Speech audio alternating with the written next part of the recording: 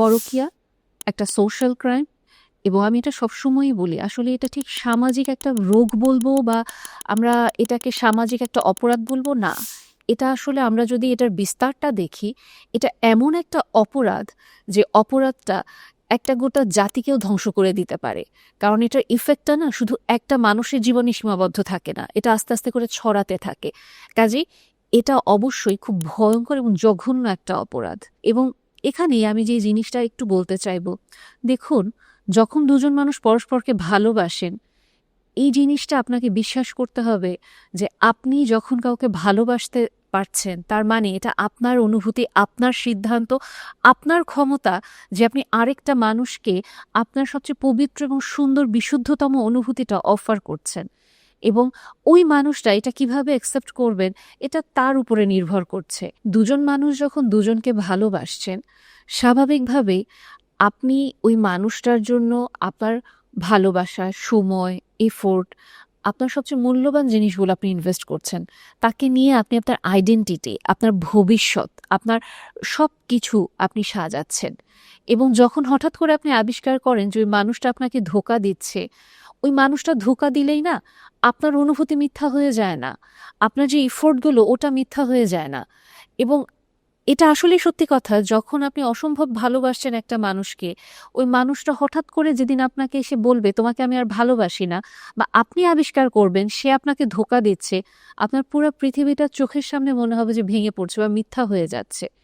এবং এজন্য আমরা খুব কমনলি এই কথাগুলো বলি যে আমি ওকে ছাড়া বাঁচবো না, ওকে না পেলে আমি মারা যাব, বা আমি বলি যে তোমার জন্য আমি আমার জীবন পর্যন্ত দিয়ে দিতে পারবো।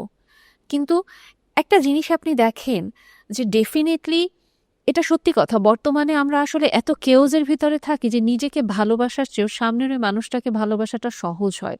এবং আরও সবচেয়ে ব্রুটাল ট্রুথ, সামনের মানুষটাকে ভালোবাসতে গেলেও না নিজের সর্বস্ব উজাড় করে দিয়ে ভালোবাসাটা অসম্ভব রকমের বোকামি।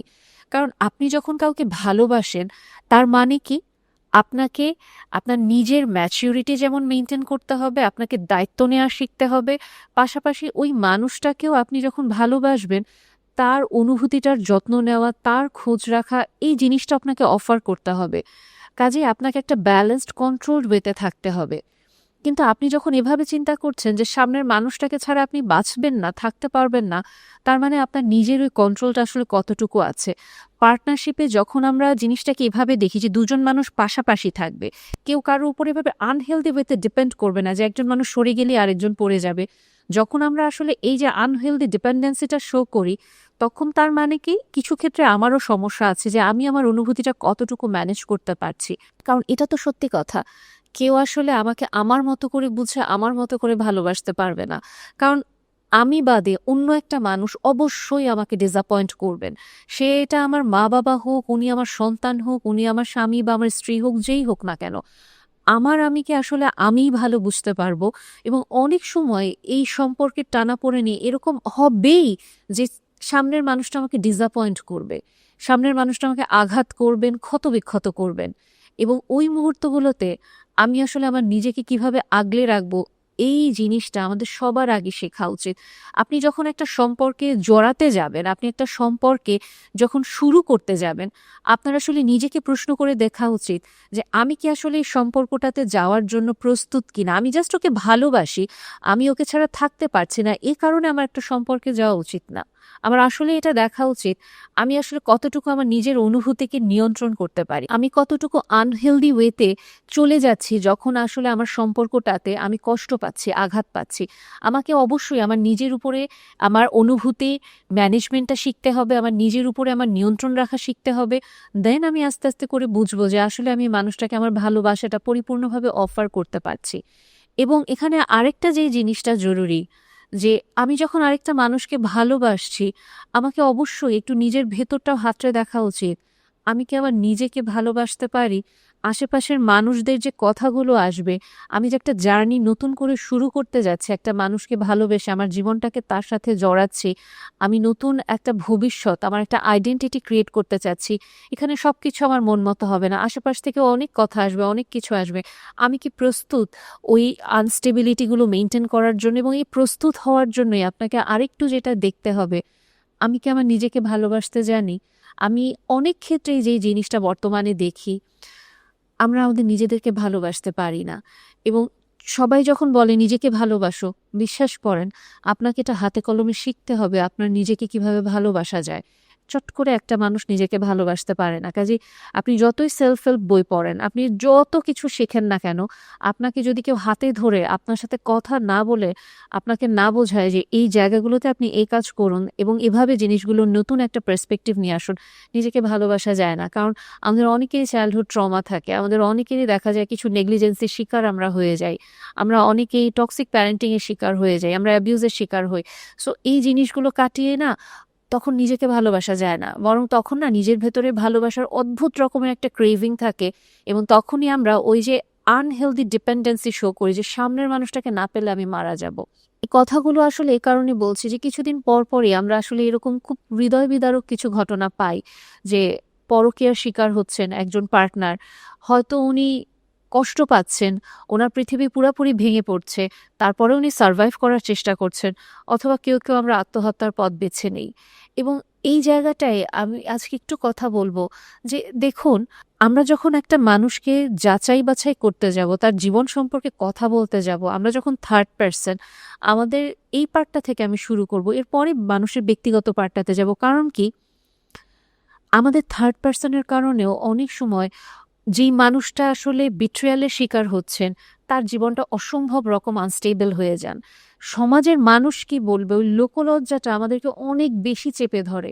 কারণ একজন ছেলে হন, একজন মেয়ে হন, যেই হন না কেন, যখন উনি দেখেন যে ওনার পার্টনার বিট্রে করছে ওনাকে, ওনার পার্টনার পরকীয়া করছে, ফার্স্ট অফ অল যে জিনিসটা হয়, ওনার পৃথিবী তো পুরাপুরি ভাঙি।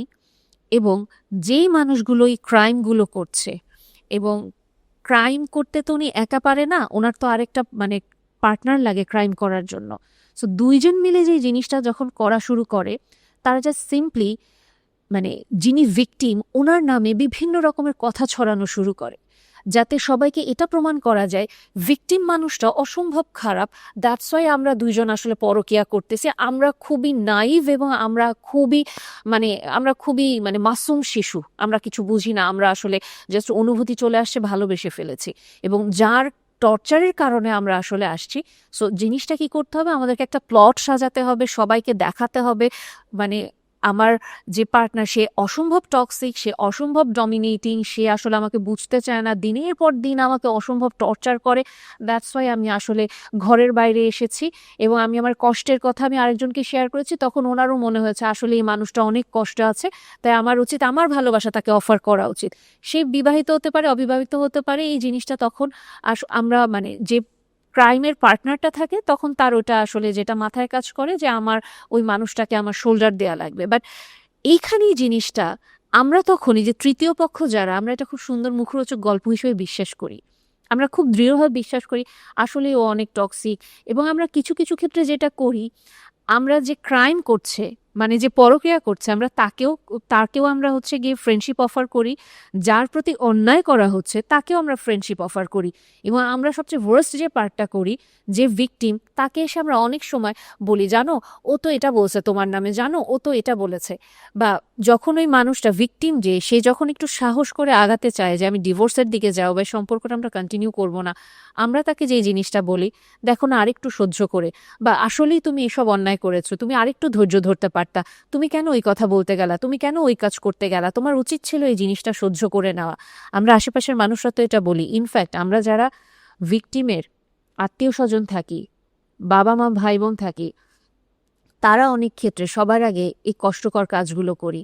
আমরা তখন তাদেরকে বলি সহ্য করে নাও, এভাবেই থেকে যাও, তুমি যে চলে আসবা, তোমাকে খাওয়াবে কে, তোমাকে পড়াবে কে, তোমার দেখভাল করার মতো অত আমাদের সময়ও নাই, আমাদের অত অর্থও নাই, বা তুমি আমাদের কাছে কমপ্লিটলি একটা বোঝা। সো তোমার দায়িত্ব আমি নিব না। আর যদি সন্তান থাকে তাহলে তো কথাই নাই, তোমার বাচ্চার দায়িত্ব কে নিবে?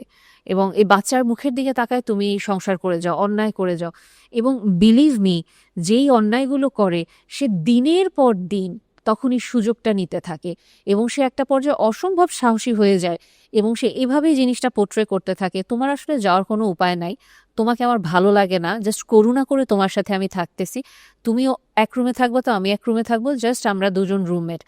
আর যদি ভিকটিমের ফিনান্সিয়াল স্টেবিলিটি খারাপ থাকে, ওনার যদি কোনো মানে চাকরি না থাকে, ব্যবসা না থাকে, ওনার পায়ের নিচের মাটিটা যদি নড়বড়ে থাকে, তাহলে তো আরও কথা নেই। দিনের পর দিন যে অমানবিক মানসিক অত্যাচারটা করা হয় এবং কিছু ক্ষেত্রে ডোমেস্টিক ভায়োলেন্সও করা হয়, সেটা ভিকটিম ছেলে হোক মেয়ে হোক, তার দিকে সমান তালেই এই ভার্বাল অ্যাবিউজ বা ফিজিক্যাল অ্যাবিউজগুলো চালু হয়ে যায়। এবং ডেফিনেটলি আজকাল কিছু ক্ষেত্রে মেয়েরা স্বাবলম্বী থাকে, কাজে আপনাদের মনে হতে পারে যে একটা ছেলে কীভাবে ফিনান্সিয়ালি আনস্টেবল হবে, হ্যাঁ হতে পারে, কারণ সিনারিও চেঞ্জ হচ্ছে। সো এখানে এর জন্য আমি নিউট্রাল বা জেন্ডার নিউট্রাল ওয়েতে কথা বলছি, আমি কোনো এক পক্ষের কথা বলছি না। সো সেই ক্ষেত্রে সাফারিংসগুলো যেটা বলছিলাম অনেকখানি বেড়ে যায় ওই মানুষটাকে পুরোপুরি অ্যাবিউজ করার জন্য, কাইন্ড অফ তুমি একটা বোঝা, তোমাকে তো কেউই নিবে না, আমি আমার যেভাবে ইচ্ছা তোমাকে আমি ব্যবহার করতে পারবো, এই ফিলিংটা তাকে দেওয়া হয়, তুমি একটা পাপোশ, তোমাকে যখন ইচ্ছা আমি পা মুছে ফেলে রেখে চলে যাব, লাগলে মাঝে মাঝে একটু ধুয়ে পরিষ্কার করব, একটু সবাইকে শো করব আমার এরকম একটা সুন্দর পাপোশ আছে, আর না হলে নোংরা অবস্থায় তোমাকে আমি ফেলে রাখবো আর মাঝে মাঝে পা মুছবো, দ্যাটস ইট। এবং এই যে জীবনটা আমরা বাহির থেকে এটা দেখছি এবং বাহির থেকে আমরা বেসিক্যালি মিজারেবল করছি, যিনি ভিকটিম থাকে ওনার আসলে কি হয়, প্রথমত যখন উনি একটা মানুষকে অসম্ভব ভালোবেসে আগাচ্ছেন, ওনার জীবনটা গুছাচ্ছেন, যখন এই বিট্রিয়ালের শিকার উনি হন, এটা ওনার পুরো পৃথিবী ভাঙে সবার আগে। কারণ দাম্পত্যের স্বামী স্ত্রীর সম্পর্কটা অন্য সব সম্পর্ক থেকে আলাদা। এবং এখানে যে জিনিসটা, যে আপনি একজন মানুষকে যে ভালোবাসাটা আপনি অনুভব করতে পারছেন, চিন্তা করে দেখেন, আপনি আপনার বাবা মাকে 20-30 বছর ধরে চেনেন, ভাই বোনকে চেনেন, তাদেরকে ভালোবাসাটা আপনার জন্য একটা অভ্যাস। কিন্তু একটা মানুষ হতে পারে, এই মানুষটা আপনার অ্যারেঞ্জ ম্যারেজে বিয়ে হয়েছে, আপনি জাস্ট 1 মাস 2 মাসে আপনি তাকে অসম্ভব ভালোবেসে ফেলছেন এবং আপনি এমন একটা সম্পর্ক যে আপনি আপনার বাবা মার চেয়েও তাকে বেশি ভালোবেসে ফেলছেন, আপনার নিজের চেয়েও আপনি বেশি ভালোবেসে ফেলছেন। কাজে এই অনুভূতিটা না অন্য সব সম্পর্কের অনুভূতির চেয়ে আসলে অন্যরকম পবিত্র এবং বিশুদ্ধ একটা অনুভূতি। এবং এই অনুভূতিতে যখন বিট্রে করা হয়, ওই মানুষটার পুরো পৃথিবী এর জন্য ভাঙে। কারণ তার যেই তীব্র একটা বিশ্বাস থাকে, যে বিশ্বাসের উপরে, যে একটা শান্তির উপরে এই সম্পর্কটাকে সে গুছাচ্ছিল, ওই হঠাৎ করে শান্তিটা নাই হয়ে যায়।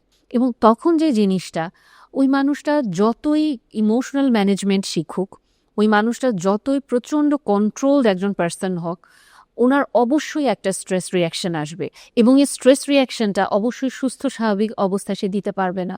এবং এর জন্য যেটা খুব জরুরি, ওই মানুষটাকে ওই কষ্টগুলো কারোর সাথে শেয়ার করতে পারছে, নাকি সে কন্টিনিউয়াসলি এই প্রেশারে থাকছে যে আমাদেরকে তো সবাই ফেসবুকে, ইনস্টাতে বা পুরো সোশ্যাল মিডিয়া বা সোসাইটিতে আমাদেরকে সবাই খুব হ্যাপেনিং, খুব থ্রিলিং, খুব অ্যাডভেঞ্চারাস বা খুব সাকসেসফুল একটা আইকনিক কাপল হিসেবে সবাই চেনে। দেখেন আমি কতগুলো অ্যাডজেক্টিভ ইউজ করলাম, কারণ বিশ্বাস করেন এই কথাগুলোই আসে যে আপু এই কষ্টগুলোর কথা আমি কিভাবে বলবো, আমি চাই না ওর সম্মান নষ্ট হোক, কারণ সবাই আমাদেরকে না এরকম একজন কাপল ভাবেন। এবং যখন আমি এটা বলতে যাব, সবাই এটা নিয়ে গসিপ করবে, হাসবে, আমি আমার কষ্টগুলো কাউকে বলতে পারছি না। তার একটা মানুষ যতই একটা ম্যাচিওর কন্ট্রোল ভার্সন থাকুক না, তার তার যখন একটা অ্যাকিউট স্ট্রেস রিয়াকশন আসবে, সে ওটা আসলে কারো কাছে প্রকাশ করতে পারছে না। কারণ এগেন এর জন্যই আমি প্রথমেই ওই সামাজিক যে একটা পরিবেশ থাকে বা আশেপাশের যে পরিবেশ থাকে, ওটাকে আমি অ্যাড্রেস করেছি, যে কারণ সবার মনে যে ধারণাটা, সে সেটা ভাঙতে চায় না। ডেফিনেটলি এটা যিনি ভিকটিম, তারও একটা ফল্টি নোশন যে সবসময় আমাকে খুব পারফেক্ট হিসেবে থাকতে হবে, সবাইকে আমাকে ওই পারফেকশন শো করতে হবে। কারণ দিন শেষে এই যে মানুষ আমাকে নিয়ে কি বলবে, এটা কখনো আমাদেরকে ভালো রাখে না, এই চিন্তাটা। কারণ আমি যখন বিছানায় বালিশে ঘুমাতে যাচ্ছি, মাথাটা রাখছি, মানুষ যদি আমাকে নিয়ে হাসাহাসি করে কিন্তু আমি শান্তির ঘুম ঘুমাচ্ছি, এটার চেয়ে শান্তি কিছু হতে পারে না। আর মানুষ আমাকে অনেক ভালো জানে, কিন্তু চোখের পানিতে আমার পুরো বালিশ ভিজে যাচ্ছে, আমি সারা রাত, শুধু সারা রাত না, আমি রাতের পর রাত জেগে আছি, আমি অনবরত ঝগড়া করছি, ওই সম্পর্ক শো অফ করেও আমাদের আসলে কোনো লাভ হয় না। কাজেই যখন আমি আসলে বুঝতে পারছি যে আমার পার্টনারের মধ্যে কোনো কিছু একটা ভুল হচ্ছে বা কোনো কিছু একটা অস্বাভাবিক, যেটা আমি ওর কাছ থেকে এত বছরের অভিজ্ঞতায় পাইনি, কিন্তু এখন দেখছি, এবং এখানে অবশ্যই কোনো একটা ভুল আছে, আপনার গাট ফিলিং এটা বলছে। আপনি যে জিনিসটা করেন, আপনার গাট ফিলিংটাকে একটু ট্রাস্ট করেন, আপনার পার্টনারের সাথে কথা বলেন। আপনি অবশ্যই আপনার এই গাট ফিলিং এর থ্রুতেই কখনো কখনো আপনি বুঝে যাবেন যে উনি আপনাকে আসলে গ্যাসলাইট করছে বা ম্যানিপুলেট করছে। উনি আপনার সাথে কোনো ডিসকাশনে যেতে চাবেন না। উনি ইচ অ্যান্ড এভরি ব্লেম আপনার ঘাড়ে দেওয়ার চেষ্টা করবে, এবং আপনি যখন ওনার সাথে ঠান্ডাভাবে বলতে চাইবেন যে এই জিনিসগুলোর কারণে তুমি যে ব্লেমগুলো দিচ্ছ, আমি হয়তো এই আচরণগুলো করেছি, তখন যে জিনিসটা হবে, উনি হয় ক্ষেপে যাবে, উনি কমপ্লিট ডিসকাশন অফ করবে, আপনার সাথে অসম্ভব ঝগড়া করে উঠে চলে যাবে। এবং এখানে আপনাকেও মাথায় রাখতে হবে, যখন আপনি আপনার পার্টনার এরকম চেঞ্জ ফিল করছেন, আপনি যখন তার সাথে ডিসকাশনে যাচ্ছে, উনি যখন আপনাকে প্রবলেমগুলো বলছেন, আপনিও অবশ্যই উত্তেজিত না হয়ে একটু চিন্তা করে দেখুন, আসলে কি আমি এই কাজগুলো করছি? ওনার কথাগুলো আগে শুনুন, এবং এরপরে আমি যেটা সব সময় বলি, পরবর্তীতে আপনি নিজের সাথে ওই অ্যানালাইসিসটা করেন, বিশ্লেষণের পরে আপনি নিজে ওনাকে বলেন যে এই কাজগুলো আসলে এই কারণে হয়েছে, বা এটা আসলে সমস্যাটার কারণে করছি, এটা সমাধানটা কি হতে পারে। এই হেলদি ডিসকাশনে আপনার পার্টনার যদি আসে, দেন ঠিক আছে, উনি আপনাকে ম্যানিপুলেট করছেন না। কিন্তু যদি উনি কোনো হেলদি ডিসকাশনে না আসে, উনি সবসময় রাগ করতে থাকে, উনি সবসময় বলে এটা আপনার মতিভ্রম, কিন্তু আপনি প্রত্যেকটা জায়গায় আপনি এভিডেন্স পাচ্ছেন, ক্লু পাচ্ছেন, দেন আপনাকে আসলে একটু সতর্ক হতে হবে যে উনি কি আমাকে ম্যানিপুলেট বা গ্যাসলাইট করছে নাকি। এবং অবশ্যই সমাজের মানুষ তখন কি চিন্তা করছে আপনাকে নিয়ে, ওই দিকে আপনি দৌড়ায়েন না, বা ওটার পেছনে আপনি তাকিয়েন না। আপনি অবশ্যই আপনার যেই মানুষটাকে আপনি ট্রাস্ট করতে পারেন, যে কিনা ম্যাচিওর এবং নিউট্রাল একটা ওপিনিয়ন আপনাকে দিতে পারে, আপনি ওরকম কারোর সাথে একটু কথা বলেন যে আমি এরকম একটা সাফারিংসের ভিতর দিয়ে যাচ্ছি এবং এখানে আমি সিদ্ধান্ত নিতে পারছি না। সো আপনি কোনো রকমভাবে পক্ষপাতিত্ব না করে, কারো দিকে ঝুঁকে না গিয়ে, আপনি আমাকে একটু বুঝিয়ে বলুন যে সিচুয়েশনটা আমি কি করতে পারি। এবং এই যে আপনি একটু কথা বলতে পারছেন, এটাও আপনাকে অনেকখানি হেল্প করবে। এবং এখানে আরেকটা জিনিস মাথায় রাখতে হবে, যদি আপনি প্রমাণও পেয়ে যান আপনার পার্টনার আপনাকে ধোঁকা দিচ্ছে, এবং এখানে আপনি একজন ভিকটিম, আপনার পার্টনারের সাথে আপনি ঠান্ডা মাথায় ডিসকাস করেন এবং আপনি এই জিনিসটা চিন্তা করেন, সে ধোঁকা দিয়েছে, সেই অন্যায়টা বেছে নিয়েছে, আপনার যদি ভুল থাকে সে এসে আপনার সাথে ডিসকাস করতে পারতো, সে ওই যে ডিসকাশনটাও যদি না করে, এবং আপনি যদি আসলে দেখেন যে না, আপনি অ্যাকচুয়ালি রিজিড ছিলেন, আপনার আসলে হ্যাঁ রাগের সমস্যা ছিল, বা আপনি কখনো আসলে তাকে বুঝতেই চাননি, দেন আপনি আপনার ওই পয়েন্টটা ঠিক করে তার সাথে আবার কথা বলেন যে তুমি যে সম্পর্কটাতে জড়িয়েছো এটা কোনো সমাধান না, তুমি আমার সাথে কথা বলো, এই সম্পর্কটা আমরা কন্টিনিউ করব কি করব না, এটা আমরা একটা সিদ্ধান্তে আসি। এবং আপনাকে তখন আরেকটা জিনিসও মাথায় রাখতে হবে, দেখুন, জোর করে একটা মানুষকে না ধরে রাখা যায় না। আপনি একটা মানুষকে ভালোবাসেন, আপনার অনুভূতি, আপনার সব কিছু তার সাথে আপনি ইনভেস্ট করেছেন, কিন্তু ওই মানুষটা যদি আপনাকে আর ভালো না বাসে, সে যদি আপনাকে ওই সম্মানটা না দেয়, আপনাকে যদি সে ওই বিশ্বাসটা অফার না করতে পারে, আপনি তার পেছনে কতদিন দৌড়াবেন, কতদিন আপনি তাকে ট্রফি লাইক ফিলিং দিবেন যে তোমাকে না পেলে আমি বাঁচবো না। আপনার জীবনটা কেন শুধুমাত্র ওই মানুষটাকে কেন্দ্র করে ঘুরবে? একটু ঠান্ডা মাথায় চিন্তা করে দেখুন। আপনার যদি এরকম পরিস্থিতি হয় যে আসলে আপনার যাওয়ার কোনো জায়গা নেই, যেটা আমি শুরুতে বললাম, সবাই আপনাকে কাইন্ড অফ ফেলে দিয়েছে, বার্ডেন হিসেবে বুঝিয়ে দিয়েছে যে তোমাকে এখানেই থাকতে হবে, আপনি আপনার নিজেকে আস্তে আস্তে করে গোছান। আমি জানি এটা অসম্ভব কষ্টকর, ওই মানুষটাকে দিনের পর দিন চোখের সামনে দেখা, তার এই অন্যায়গুলো সহ্য করা, আপনি উত্তেজিত হয়ে যাবেন, কারণ ওই মানুষটা তো শুধু নিজের মতো থাকবে না, ওই মানুষটা আপনাকে একটা ব্লেমে রাখার চেষ্টা করবে, ওই মানুষটা আসলেই আপনাকে ম্যানিপুলেট করবে, আপনাকে অনবরত এটা বোঝাতে চেষ্টা করবে যে আপনি খারাপ এবং উনি ভালো, এবং আপনার জন্যই উনি এরকম কাজ করেন।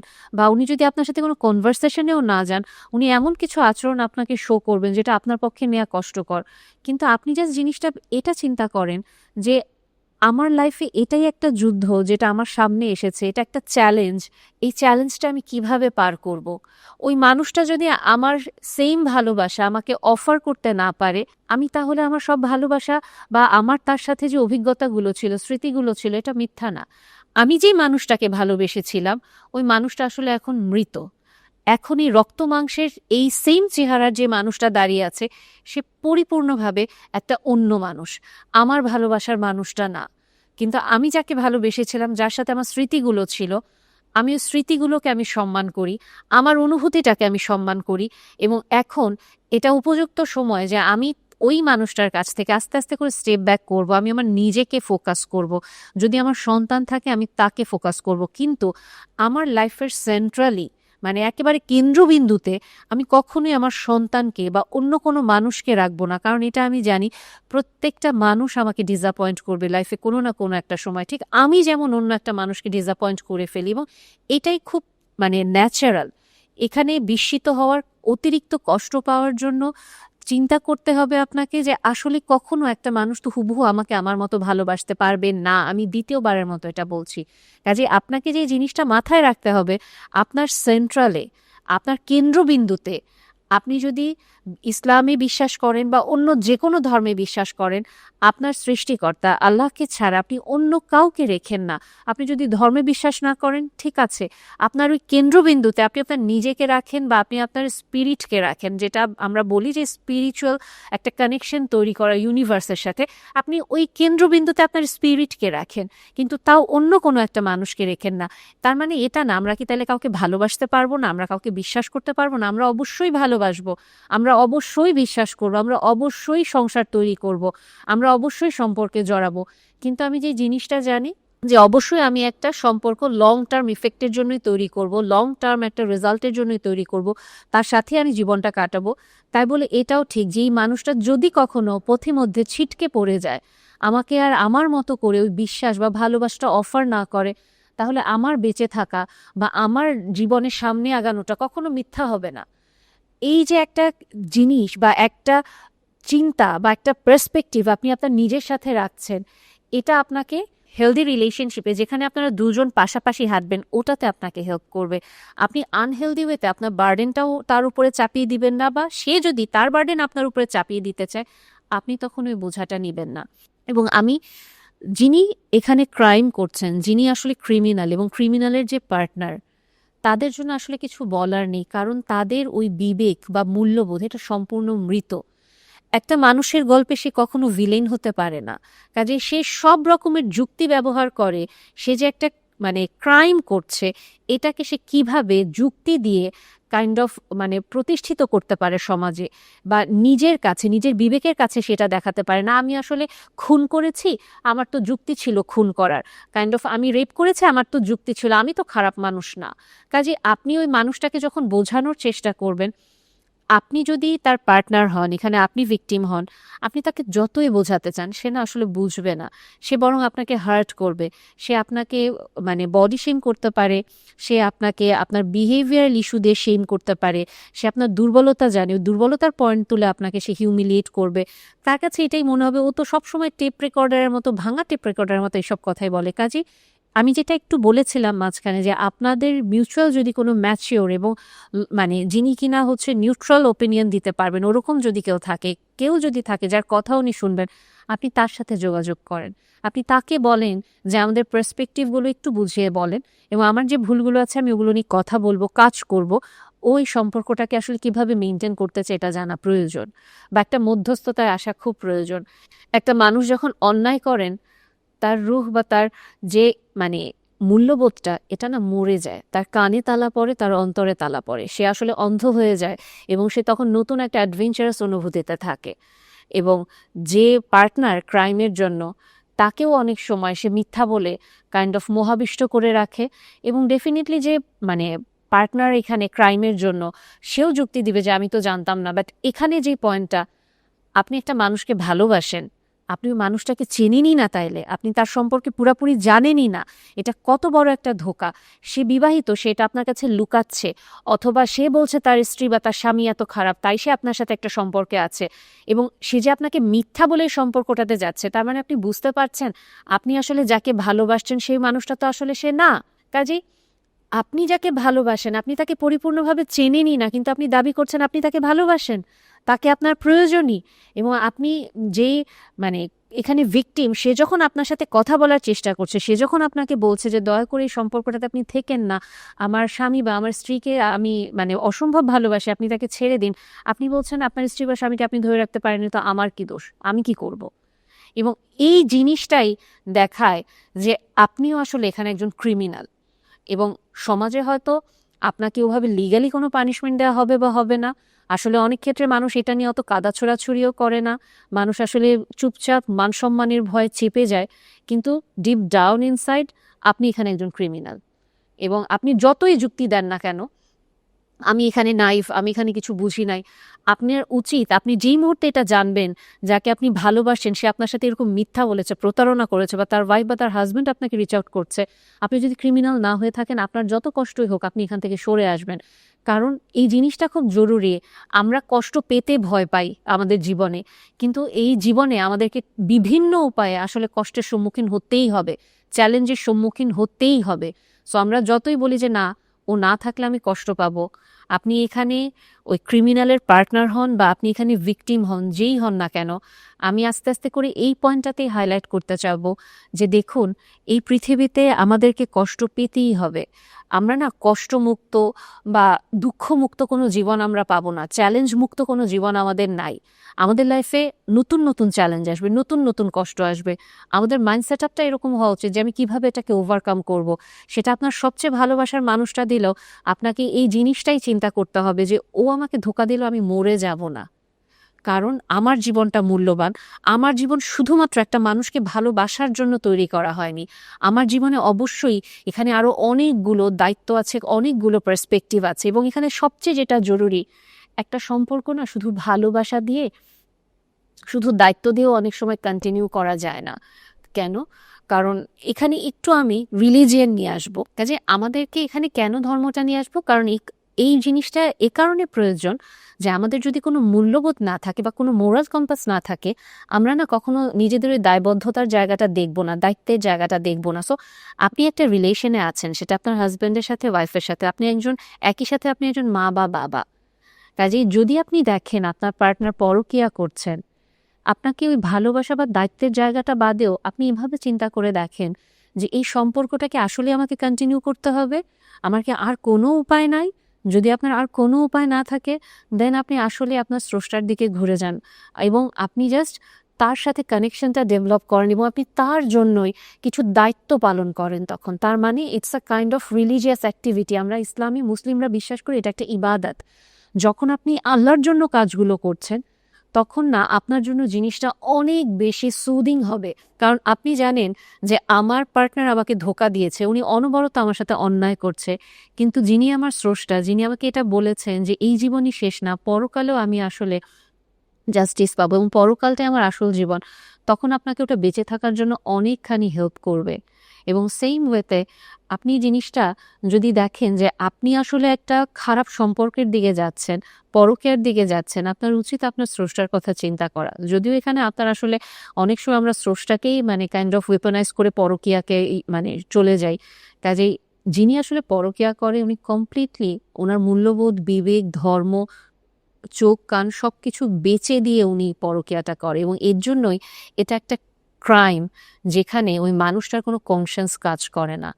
আর যদি আপনি ওই ক্রিমিনালের পার্টনার হন, মানে আপনিও তার সাথে পরকীয়াতে লিপ্ত, আপনারও উচিত স্রষ্টার কথা চিন্তা করে, রিলিজিয়ানে বা ওই মোরাল কম্পাসটার কথা চিন্তা করে আস্তে আস্তে করে সরে আসা।